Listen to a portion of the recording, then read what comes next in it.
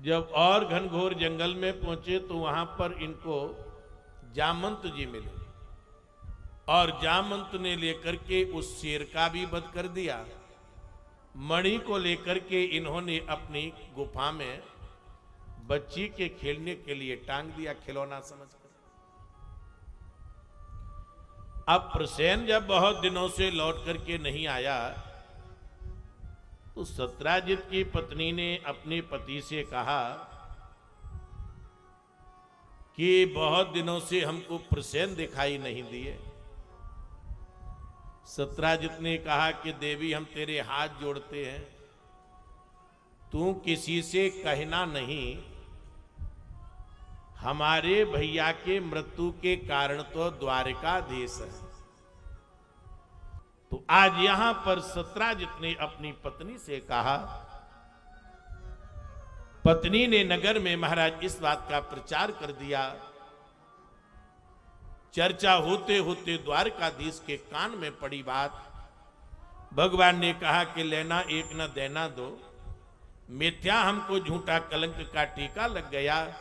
इस कलंक को मिटाने के लिए हमें उस मणि की खोज करना है। द्वारकाधीश ने कुछ द्वारकावासियों को साथ में लिया और महाराज जी यहां से चल पड़े। तो क्या देखते हैं कि वो घोड़े के चिन्ह के ऊपर, जैसे रात्रि के समय चोर निकल जाता है ना, तो वो पुलिस आती है, वो कुत्तों को लेकर के आती है, वो सूंघ सूंघ करके, या पैरों के चिन्हों के आधार पर लोग कहते ना कि यहां से यहां पैर निकल गए, ये चिन्ह देखा घोड़ा मरा पड़ा है, फिर शेर के चिन्ह है। आगे देखा कि शेर भी मरा पड़ा है, रीछ के चिन्ह है।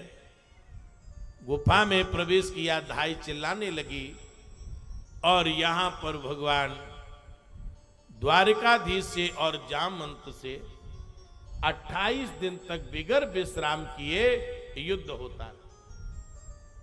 जामवंत जी की एक एक महाराज हड्डी ढीली पड़ गई, दर्द होने लगा। जामवंत जी कहते हैं कि आपका परिचय क्या है? भगवान कहते हैं कि त्रेता में तुम्हारे युद्ध से इच्छा की पूर्ति नहीं हुई, तो हमने विचार किया कि द्वापर में आकर के हम स्वयं युद्ध करेंगे और इस मणि का हमको कलंक लग गया है, इस मणि को आप हमें प्रदान करें। जामवंत जी ने कहा कि सरकार मणि तो हम देंगे ही, परंतु हमारी जो कन्या है जामवंती, इसका भी विवाह हम तुम्हारे साथ में करेंगे। तो आज जामवंती का विवाह इन्होंने भगवान के साथ किया।